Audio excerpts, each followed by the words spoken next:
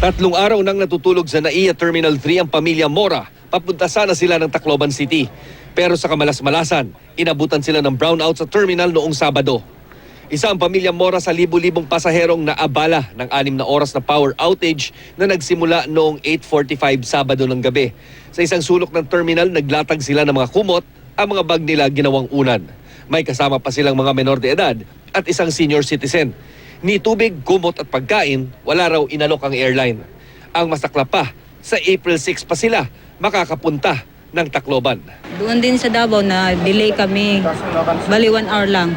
Pero may foods kami dito, wala. Talaga, sa Davao? Doon meron. Ang lalaking ito, dito na rin natulog kasama ang mga anak. Papunta sana sila ng Cagayan de Oro nang makansila ang kanilang flight.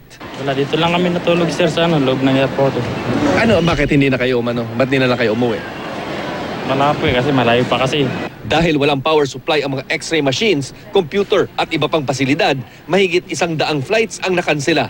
Naibalik sa normal ang kuryente pagkalipas ng mahigit 5 oras o kahapon ng alas 2 ng madaling araw. Ayon sa MIA o Manila International Airport Authority, pumalya raw kasi ang Meralco substation kaya nawala ng daloy ng kuryente sa terminal.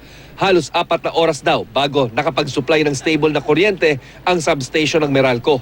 Pero ayon naman sa Meralco, naibalik ang kuryente sa substation sa loob lamang ng 1 minuto.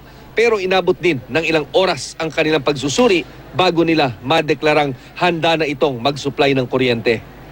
Wala pang paliwanag ang MIA kung bakit madaling araw na nang makatanggap na sila ng kuryente. Lumalabas din na kahit may 10 generator set ang NAIA, 9 lang ang gumana. Kaya ilang pasilidad lang ang nasuplayan nito ng kuryente. Ayon kay DOTC Secretary June Abaya, mukhang may problema sa maintenance ng generator set. Inutusan na ni Pangulong Noynoy Aquino sina Abaya at MIA General Manager Angel Honrado na magpatupad ng contingency measures para hindi na maulit ang insidente. Ayon sa Civil Aviation Authority of the Philippines o CAAP, inabot man ng halos 6 na oras ang brownout, hindi nalagay sa panganib ang mga palanding at palipad ng mga eroplano.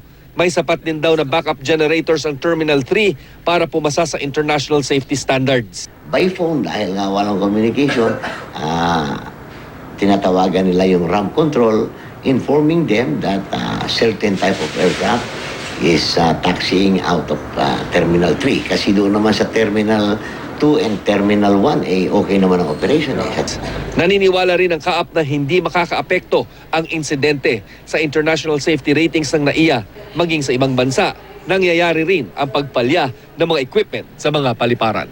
Chino Gaston, GMA News.